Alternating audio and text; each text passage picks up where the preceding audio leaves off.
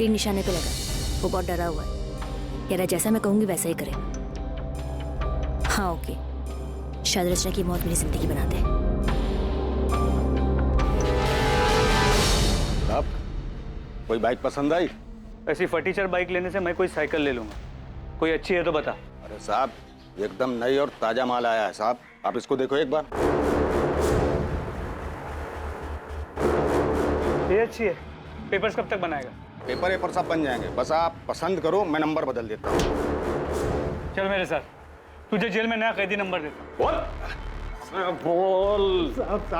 साहब माफ कर दो साहब, हम कसम खाते हैं, हमें उसका नाम नहीं मालूम साहब। हम चोरी गाड़ी जरूर खरीदते हैं लेकिन उनका नाम पता नहीं पूछते हैं साहब। कल तो याद होगी ना तुझे? रशद, स्केच आर्टिस्ट को बुलाकर इससे स्केच बनवा लेना, और इसे अगर शक्ल याद नहीं होगी ना तो इसकी शक्ल बिगाड़ देना।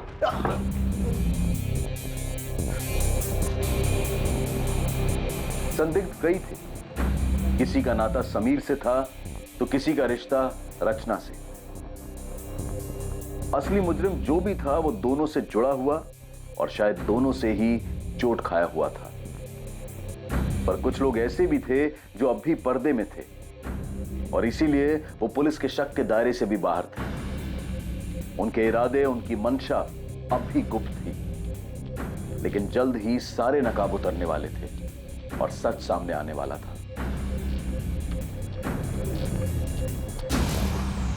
माँ, कहाँ जा रही हो? पुलिस स्टेशन, समीर के कातिल के बारे में पता कर। अरुणा जी, समीर और रचना के कातिल को हम ढूंढने की पूरी कोशिश कर रहे हैं। क्या आपको किसी पर शक है? नहीं, लेकिन जिसने भी ये किया है उसे कड़ी से कड़ी सजा मिलनी चाहिए। सर, मुश्ताक ने यह स्केच बनवाया। क्या आप इसे जानते हैं? इसने समीर की बाइक बेची थी। सर, इसे तो मैंने समीर भैया के साथ देखा था। संध्या, जी भैया। हम लोग आगे ही जा रहे हैं तेरे घर की तरफ से, तुझे छोड़ देंगे। जी। ये पृथ्वी भैया उज्जैन से। नमस्ते। पृथ्वी उज्जैन से? नम्रता और रचना भी उज्जैन से ही हैं। और कुछ याद है इस आदमी के बारे में? थैंक यू भैया। हाँ सर, कार का नंबर नोट कर लीजिए, MPXY0001। सर, नंबर प्लेट के नीचे पृथ्वी की जान। मैंने आपसे कहा था ना कि जो मैं चाहती हूँ वो मैं कपिल से साइन करवा लूंगी। उसने बिना पढ़े बिना देखे इन पेपर्स पे साइन कर दिया। इसमें डिवोर्स पेपर्स के साथ साथ प्रॉपर्टी के पेपर्स भी हैं, जो अब उसने मेरे नाम पे ट्रांसफर कर दिया। क्यों मारा दोनों को? बोल। रचना और मैं एक दूसरे से प्यार करते थे। हम 2 साल से एक साथ थे।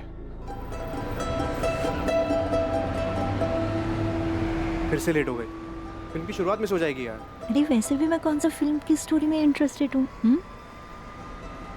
चलें, पॉपकॉर्न भी लेना है।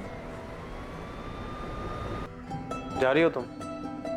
हाँ, और रुकी तो तुम्हारे पापा घर आ जाएंगे और फिर पूरे उज्जैन में बात फैल जाएगी। एक काम करें, शादी कर लेते हैं। मुझे नहीं करनी कोई शादी वादी। एक काम करो, तुम कर लो शादी। अरे ये क्या मजाक है रचना? अच्छा सुनो, अगर तुम अभी शादी के लिए तैयार नहीं हो तो मैं राह देखूंगा। मैं राह देखता रहा और रचना ने अचानक अपनी राह बदल ली। तुम किसी और के साथ शादी कर रही हो?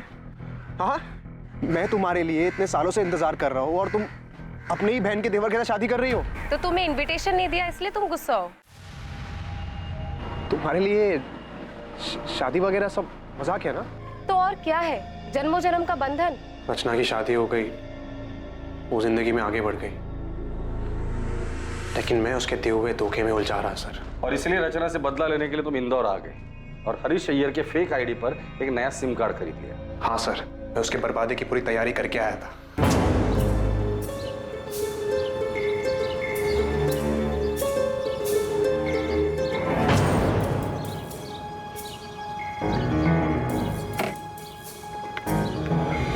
अरे पृथ्वी, तुम यहाँ? और वाह, क्या रूप है। बाय द वे, ये समीर है, मेरे पति। हाय समीर। हाय पृथ्वी। समीर, ये पृथ्वी है, मेरा कॉलेज फ्रेंड। मैंने समीर से दोस्ती कर ली। मैंने बताया कि इंदौर में पापा की जमीन है, इसे मैं बेचने आया हूँ। मैंने जमीन का भाव इतना कम बताया कि रचना और समीर दोनों लालच में आ गए। फिर जमीन दिखाने और टोकन देने के बहाने मैंने उनको बुलाया। हाँ, हम लोग निकल रहे हैं। हाँ, और समीर ने पैसे भी ले लिए हैं, लेकिन ध्यान रखना समीर को हमारे बारे में पता नहीं चलना चाहिए। अरे नहीं, तुम चिंता मत करो, मैं कोई भी पुरानी बात नहीं करूंगा। मुझे सिर्फ बिजनेस करना है। हम डिनर करके प्लॉट देखने जाएंगे और फिर डील वहीं पे फाइनल कर देंगे। हाँ हाँ ठीक है, और मैं फिर से बोल रही हूँ, समीर के सामने कुछ भी मत बोलना।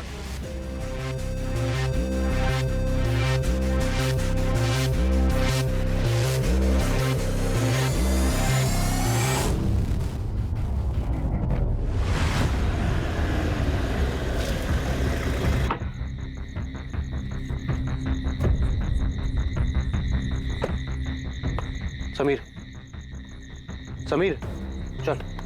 ये कहाँ है? संभाल के, थोड़ा ही आ गया प्लॉट। रचना? हाँ।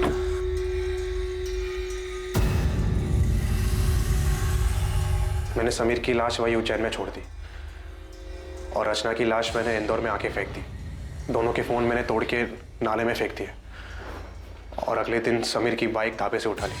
पृथ्वी, ये सब करके क्या मिला तुझे? मिला सर, बदला मिला।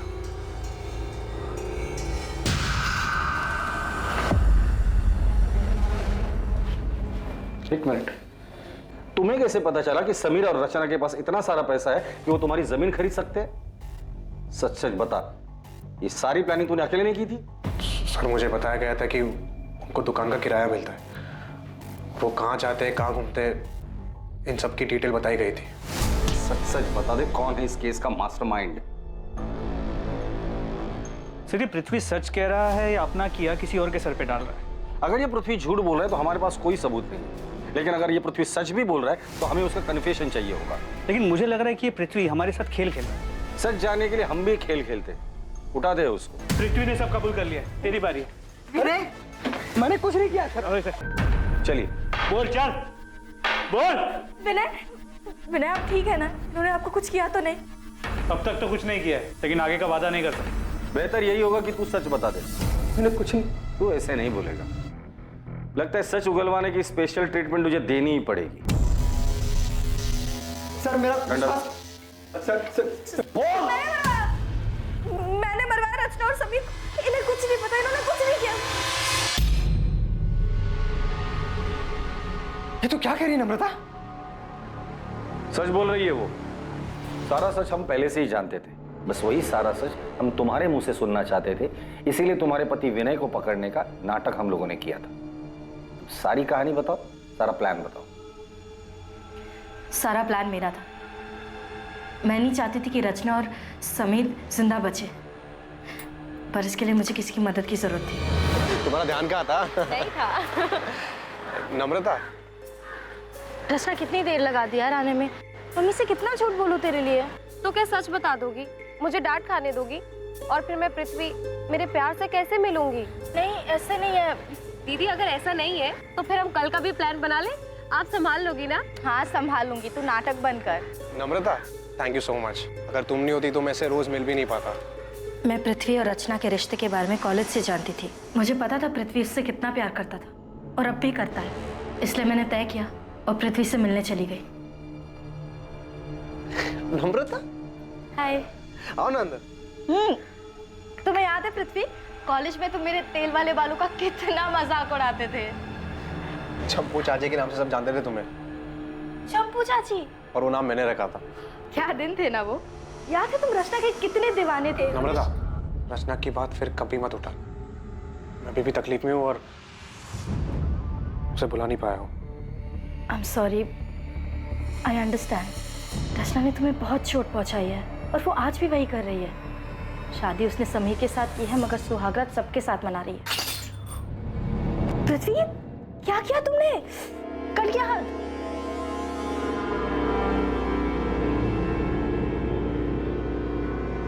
रचना का नाम मेरे सामने कभी मत लेना। बहुत मुश्किल से उसे बोलने की कोशिश कर रहा हूँ। पापा भी चाहते हैं कि मेरी शादी अदिति से हो जाए और वो लड़की भी अच्छी है, बस मेरा मन नहीं कर रहा। मैं जानती हूँ कि रचना ने तुम्हें बहुत दुख दिया है, मगर सच कहूँ तो रचना पहले से ही बहुत सेल्फिश थी। उसने कभी किसी के बारे में नहीं सोचा, और उसने तुम्हारे साथ जो किया है उसके बाद तो शायद तुम हमेशा तकलीफ में रहोगे, कभी मूव ऑन नहीं कर पाओगे। लेकिन तुम ये सब मुझे क्यों कह रही हो? क्योंकि मैं खुद तकलीफ में हूँ। मैं बस चाहती हूँ कि रचना समझे कि वो इस तरह लोगों के साथ खिलवाड़ नहीं कर सकती। पृथ्वी, तुम रचना को मार डालो। क्या? देखो, उसने तुम्हारे साथ जो किया है और वो बाकी कई लोगों के साथ कर रही है, वो सही नहीं है। उससे रोकना होगा। मैं मानता हूँ कि मुझे रचना पे बहुत गुस्सा है और उसको मारने से ही मुझे सुकून मिलेगा, लेकिन सिर्फ सुकून के लिए मार दूं? पूरा रिस्क मेरा, और फायदा सिर्फ तुम्हारा हो रहा है, मेरा कुछ फायदा नहीं हो रहा है यहाँ पे। तुम्हें मुझसे जो फायदा उठाना है उठा लो, बस रचना और समीर को मार डालो। तुमने रचना को मारने का प्लान सिर्फ इसलिए किया था क्योंकि तुम्हें लगा था कि रचना की हरकतों की वजह से तुम्हारा घर टूट सकता है। मुझे उसके अफेयर के बारे में पहले से ही मालूम था, मगर जब मुझे पता चला कि वो किस हद तक गिर चुकी है तो मैं हिल ही गई। वो किसी के साथ भी सो रही थी और उसके बदले में उसके क्लाइंट्स उसे रचना प्रोस्टिट्यूशन में है, ये बात तुम्हें पहले से ही पता थी? मेरी टिफिन सर्विस की हेल्पर संध्या, उसका पति उसी होटल में काम करता था जहाँ रचना जाके। मैंने रचना को कई बार समझाने की कोशिश की। हाँ, धंधा करती हूँ। धंधा तो सभी करते हैं ना दीदी, आप भी तो टिफिन का धंधा करती हैं। पेट की भूख मिटाती हैं और मैं शरीर की, और इसमें साथ साथ कमाई होती है दीदी, वो अलग। हे भगवान, रचना तो कितनी बेशर्म हो गई है। अगर समीर को पता चला तो, बाकी घर वालों को पता चला तो क्या दीदी, तब की तब देख लेंगे ना, और वैसे भी समीर से कहीं बेहतर मिल जाएंगे मुझे। रचना, तेरे साथ साथ मेरा भी नाम जुड़ा हुआ है। तेरी हरकतों की वजह से मेरा घर टूट जाएगा। अरे हमारे परिवार की बदनामी होगी सो अलग। रचना, माँ को मरे 1 साल भी नहीं हुआ है, सोचो कि आत्मा को कितनी ठेस पहुंचेगी। अरे दीदी, आप किन बातों को लेकर बैठ गई हो? ये समाज वमाज कुछ नहीं होता है। लोग सिर्फ 4 दिन बातें करेंगे, उसके बाद आगे बढ़ जाएंगे, लेकिन जिंदगी दीदी एक ही है, और मैं अपनी जिंदगी अपने मन मुताबिक जीना चाहती हूँ, अपनी मर्जी से। रचना समझ ही नहीं रही थी।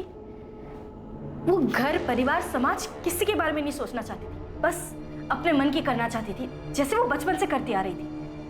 मगर अब बस बहुत हो चुका था। मैं उसे अपना घर उजाड़ने नहीं दे सकती थी। लेकिन समीर को क्यों मरवाया? पूरा किराया देकर आपने कोई एहसान नहीं किया मुझे। वैसे भी वो मेरा हक है जो पिछले कई सालों से आप मुझसे छीनते आ रहे हैं। मैं छीनते आ रहा हूँ? मैं छीनते आ रहा हूँ? हाँ, तुम।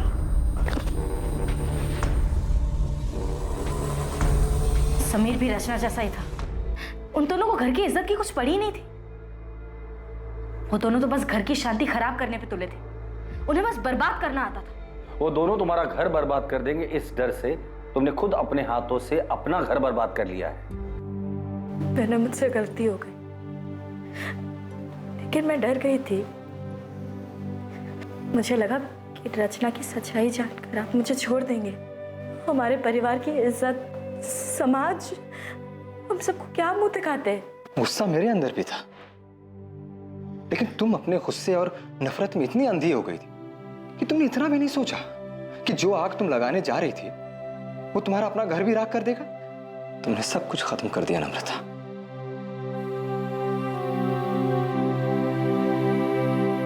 नम्रता शुक्ला और पृथ्वी त्यागी पर आईपीसी की धारा 302 के तहत हत्या के लिए और धारा 120 के तहत साजिश के चार्जेस लगाए गए। पृथ्वी पर बलात्कार के लिए धारा 376 भी लगाई गई है और दोनों इस वक्त न्यायिक हिरासत में हैं। रचना का शादी और समाज की मर्यादाओं की परवाह किए बिना बेलगाम जीना नम्रता को मंजूर नहीं था। नम्रता को जो डर था उसके लिए वो अपने पति से बात कर सकती थी। कई बार गलत ख्याल हम पर हावी हो जाता है, लेकिन किसी अपने से, किसी करीबी से बात करने से हम वो गलत कदम उठाने से बच सकते हैं। कुछ भी करने से पहले ये जरूर सोचें कि उसका आप पर और आपके परिवार वालों पर क्या असर होगा। अब मैं अनूप सोनी आपसे विदा लेता हूं, फिर मुलाकात होगी एक नए केस के साथ। देखते रहें क्राइम पेट्रोल सतर्क, सोमवार से शुक्रवार रात 11 बजे। और याद रखें, क्राइम और आपके बीच में सिर्फ इतना फर्क है कि आप कितने सतर्क हैं। सतर्क रहें, सुरक्षित रहें। जय।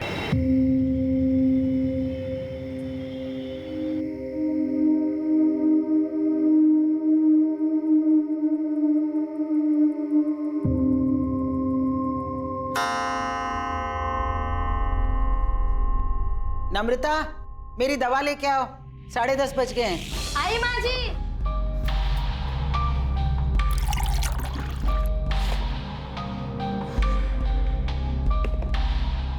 आज दवा देने में फिर देर कर दी। पता है डॉक्टर ने क्या कहा है कि ठीक 10:30 बजे दवा लेनी है। जी माँ जी, ये लीजिए।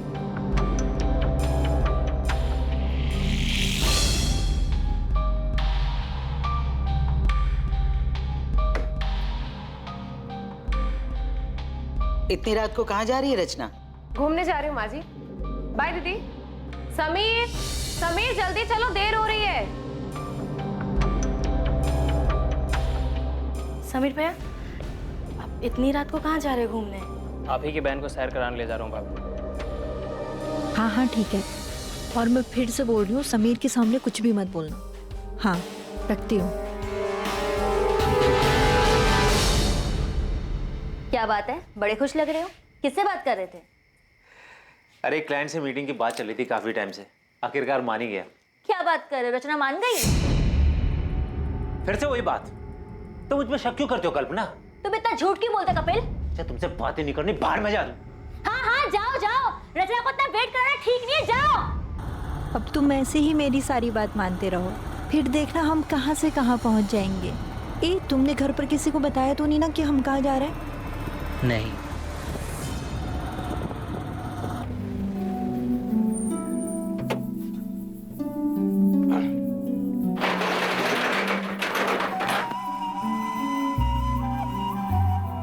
समीर,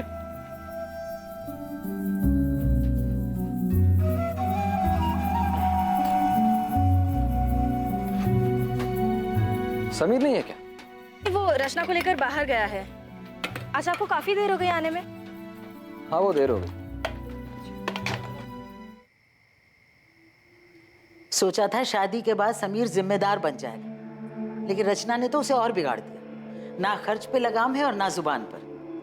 उसकी माँ ने उसे कुछ सिखा कर नहीं भेजा क्या?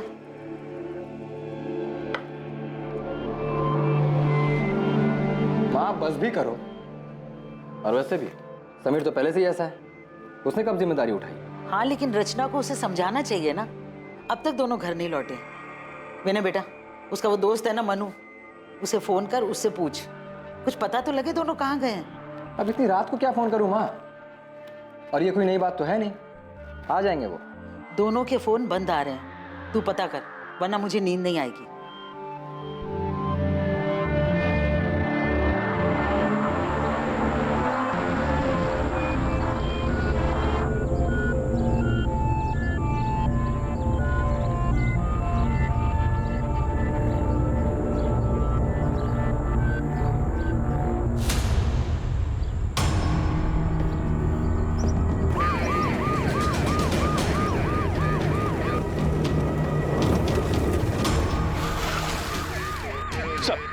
इधर। क्या हुआ, कहाँ खोई हुई हो? समीर और रचना कल रात से वापस नहीं आए। उन्हीं के बारे में सोच रही थी। तेरा भाई अभी तक घर नहीं लौटा है, रात से सुबह हो गई है। चिंता मत करो माँ, आ जाएंगे दोनों। मन्नू को भी बोल दिया मैंने पता करने को। सुनिए, मुझे भी उनकी फिक्र हो रही है। इसे इतनी देर तक बिना बताए। अरे यार, बेकार में ही घबरा रहे हो तुम दोनों। विनय, तो अभी के अभी पुलिस स्टेशन जाओ और रिपोर्ट लिखवा। पर मैं कह रहा हूं, बेकार में चिंता कर रहे हो तुम दोनों। कुछ नहीं हुआ होगा समीर और रचना को। लड़की को गला दबाकर मारा गया है। किसी मजबूत हाथों ने जोर से गला दबाया होगा, जिस वजह से विंड पाइप चोक हो गई। मौत का वक्त कल रात करीब 11 से 1 बजे के बीच। पहले लड़की को बेहोश किया गया है, फिर गला दबाया गया है। पहले इसे बेहोश किया फिर मारा है? जी हाँ, लड़के के ब्लड में नशीली दवा के ट्रेसेस मिले। विक्टिम के कपड़े फटे हुए थे। रेप? उसके लिए मुझे डिटेल में पोस्टमार्टम करना होगा। लड़की के प्राइवेट पार्ट्स में इंजरीज हैं जो फोर्स सेक्स के कारण होती है। अभी दावे से कुछ नहीं बोल सकता। सर, लड़की की फोटो को आसपास के सभी थानों में भिजवाया है और कहीं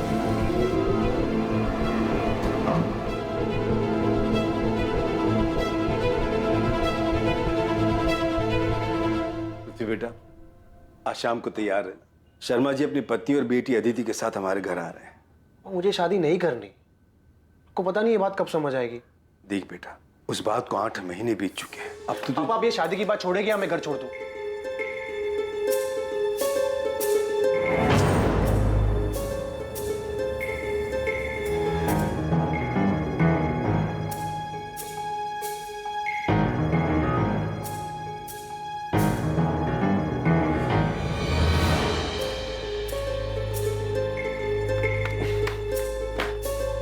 विनय भैया पुलिस स्टेशन गए हैं शिकायत लिखवाने। हाँ मनु बेटा, समीर और रचना कल रात से घर नहीं लौटे। उन दोनों के फोन भी बंद आ रहे हैं। मनु, समीर ने तुम्हें कुछ बताया था क्या कि वो कहाँ जाने वाला है? नहीं भाभी, समीर ने तो इस बारे में मुझे बिल्कुल कुछ भी नहीं हुआ। आज के बाद दोबारा ऐसा घटिया मजाक किया ना तो जान से मार दूं।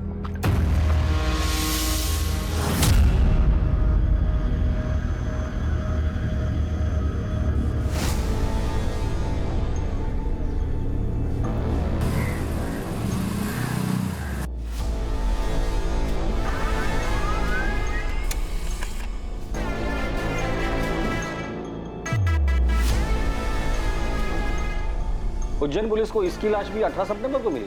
जी सर, इस लड़के की भी कोई आइडेंटिफिकेशन नहीं मिली, लेकिन हैरानी की बात यह है कि मौत का वक्त और मारने का तरीका बिल्कुल सेम है। हमें जिस लड़की की लाश मिली थी उस केस के डिटेल्स इस केस के डिटेल्स से काफी मैच करते हैं। उज्जैन के माधव चौक पुलिस स्टेशन के पीएसआई अनिरुद्ध से मेरी बात हुई।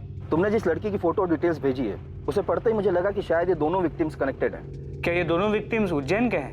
ये तो पता नहीं कि उज्जैन से इंदौर से, लेकिन पोस्टमार्टम रिपोर्ट के हिसाब से लड़के की भी मौत 17 सितंबर की रात 11 से 1 के बीच हुई। पहले नशीली दवा देकर बेहोश किया गया और फिर गला घोटकर मार दिया गया। प्रशांत, इस लड़के की फोटो इंदौर के सभी पुलिस स्टेशन में सर्कुलेट कर दो और खबरियों को काम पर लगा दो। पता तो चले ये दोनों विक्टिम एक दूसरे से कनेक्टेड है भी या नहीं। पुलिस और खबरियों ने इंदौर और उज्जैन में जगह जगह दोनों विक्टिम्स के बारे में पूछताछ की और जल्द ही उन्हें पता चल गया कि वो दोनों विक्टिम्स समीर शुक्ला और रचना शुक्ला थे।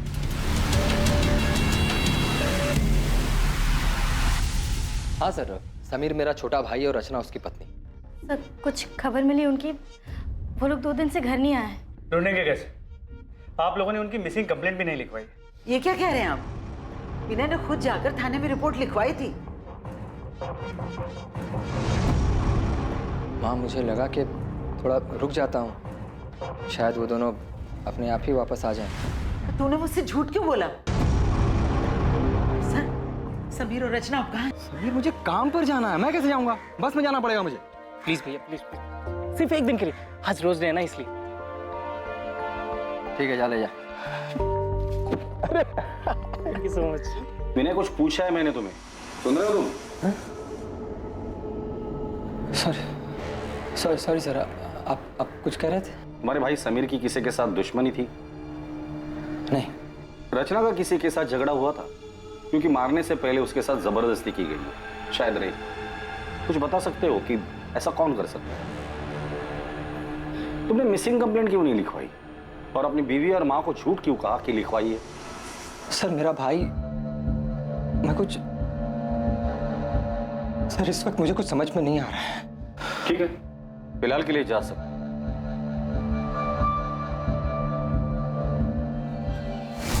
ये विनय वाकई में इतना प्यार करता था या एक्टिंग कर रहे हैं? ये समीर और रचना, इनका कत्ल एक ही तरीके से हुआ है, लेकिन इनकी डेड बॉडीज हमें अलग अलग शहरों में मिली। सर, ये सब कुछ पूरे प्लानिंग से किया गया है और शायद 1 से ज्यादा लोग शामिल हैं। इस शुक्ला परिवार के भाइयों के बीच रिश्ता कैसा था ये पता करो, क्योंकि अक्सर जब रिश्तों में लाइन क्रॉस होती है ना, न्यूज़पेपर की हेडलाइन बन जाती है।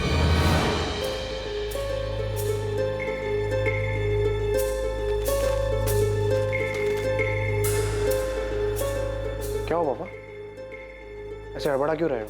कुछ नहीं बेटा, कुछ नहीं। पापा, सोशल मीडिया का जमाना है, बाहर आजकल सिर्फ अखबार तक नहीं रहती।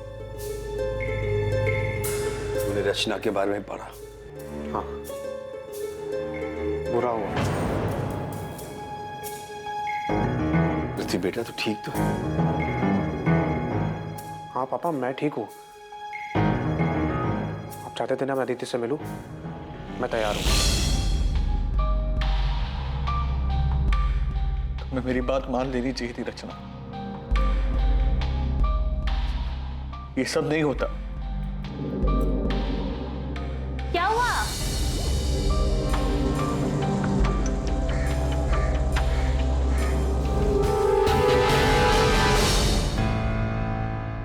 रचना, मेरी मेहंदी का रंग कितना अच्छा आया है ना? देख। तू रो रही है? तू सच्ची रो रही है? चुप कर, मैं कहाँ रो रही हूँ? नहीं, तेरी तो सिर्फ आंखें लीक कर रही है ना? सच बता, मुझे मिस करेगी इसलिए रो रही है ना? मैं तुझसे कह रही हूँ, जब तेरी शादी होगी ना तब तू। दीदी क्या शादी शादी? शादी मतलब बिना पगार की नौकरी। पति को खुश रखो, सास को खुश रखो और अपने सभी सपनों पर ताला मार के बंद कर दो। मुझे नहीं करना। क्यों नहीं करनी शादी? मैंने नम्रता के देवर समीर से तेरे रिश्ते की बात चलाई है। बहुत अच्छा लड़का है और तुझे पसंद भी करता है। माँ पसंद नहीं, पूरा लट्टू है रचना पर। देख रचना, मैं तुझे अभी समझा रही हूँ तो सुधर जा। आसमान में नहीं, जमीन पर रहना है हमें।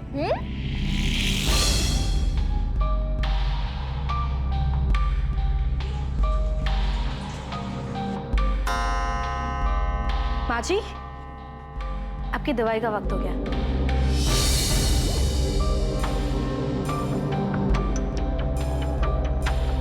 मुझे समझ नहीं आ रहा, विनय ने मुझसे झूठ क्यों बोला? उसने रिपोर्ट क्यों नहीं लिखवाई? मोनू, तुम समीर के बचपन के दोस्त हो, उसे अच्छे से जानते हो। हाल फिलहाल में उसका किसी के साथ लड़ाई झगड़ा या कहासुनी हुई थी? आज के बाद दोबारा ऐसा घटिया मजाक किया ना तो जान से मार दूंगा। नहीं सर, इस बारे में तो मैं कुछ नहीं जानता। लेकिन आपको एक बात बताना चाहता हूँ। क्या? लेकिन रचना तो विनय की बीवी नम्रता की सगी बहन थी ना? जी सर, लेकिन नम्रता भाभी और रचना में बहुत फर्क था। जहाँ भाभी ने आज तक पूरे परिवार को संभाल के रखा, वहीं रचना ने उन्हें आते ही अलग कर दिया। माँ, मुझे समझ नहीं आ रहा है कि आज इतने सालों बाद अचानक मेरी दुकान और आपका टिफिन बिजनेस वाली बात क्यों उठ रही है? क्योंकि समीर को अपने हक का एहसास हो गया है जीजा जी। हक का एहसास तो तुमने करवा दिया रचना, तो अब लगे हाथ इसे जिम्मेदारी का एहसास भी करा दो। एहसास तो आपको होना चाहिए ना जीजा जी। समीर कोई छोटा बच्चा नहीं है जो आप उस पर अपना हुक्म चलाते रहे और वो चुपचाप सुनता रहे। रचना, ये कोई तरीका है अपने जीजा जी से बात करने का? तरीका तो इनका गलत है दीदी। छोटे भाई का हक छीन रहे हैं ये। मैं हक छीन रहा हूँ अपने छोटे भाई का? सही तो कह रही है भैया, क्या गलत कहा रचना ने? लेकिन समीर भैया, इन दोनों से कुछ बोलने का कोई फायदा नहीं है। इसके बाद से उनके घर में काफी तनाव रहने लगा। आपने खाना नहीं खाया तो दूध तो पी लीजिए। माँ ने कुछ कहा क्या तुमसे? विनय ने मुझसे झूठ क्यों बोला? उसने रिपोर्ट क्यों नहीं लिखवाई? नहीं, मगर आपने पुलिस में शिकायत क्यों नहीं की? तुम मुझ पे शक कर रही हो? विनय, देखिए मैं आपका दर्द समझती हूँ। मैं भी रचना से उतना ही प्यार करती थी जितना आप समीर से। सर, ये समीर के कॉल रिकॉर्ड्स बिल्कुल क्लीन है। लेकिन सर, रचना के कॉल रिकॉर्ड्स में ये एक नंबर है जिससे बार बार कॉल्स आते हैं। सर, ये नंबर किसी कपिल चोकसी के नाम पे रजिस्टर्ड है। सर, फिलहाल ये नंबर स्विच्ड ऑफ है, लेकिन हमें कपिल चोकसी का एड्रेस मिल गया है। और ये नंबर जिस पर रचना की आखिरी बार बात हुई थी, ये किसका है? और मैं फिर से बोल रही हूँ, समीर के सामने कुछ भी मत बोलना। सर, ये नंबर किसी हरीश अय्यर के नाम पे रजिस्टर्ड है। फिलहाल ये नंबर स्विच्ड ऑफ है और इसका एड्रेस फेक है। इस कपिल चोकसी को उठाकर लेकर आओ और हरीश अय्यर के बारे में पता करो।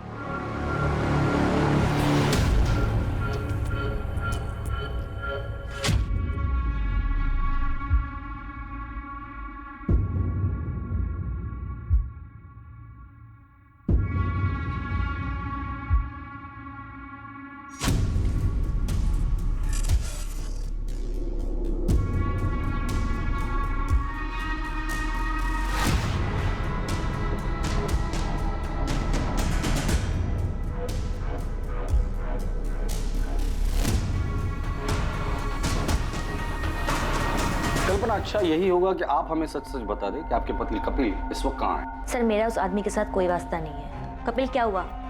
इतना डरे हुए क्यों हो? हाँ, क्या किया तुमने? मैंने कुछ नहीं किया है। मैं भी तुम्हें कुछ नहीं बता सकता। अगर पुलिस रचना के बारे में पूछे तो पुलिस को बता देना कि मैं रचना के बारे में कुछ नहीं जानता। अब मुझे जाना होगा। कपिल! आपके पति कपिल का रचना के साथ अफेयर था, ये बात आपको पता भी थी, और फिर भी आपने कुछ नहीं किया। घर वालों से बगावत करके मैंने कपिल से शादी की थी। उनके पास वापस कैसे जाती? रचना की वजह से मेरी बसी बसाई जिंदगी बिखर गई। तो रचना की मौत की खबर सुनकर आपको तो खुशी हुई होगी? सुनकर तो ऐसे लगा था कि भगवान ने मेरी सुन ली।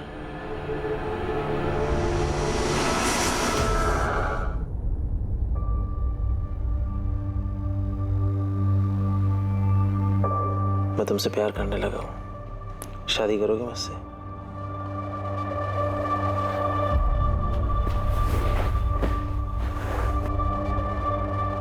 मुझे पता है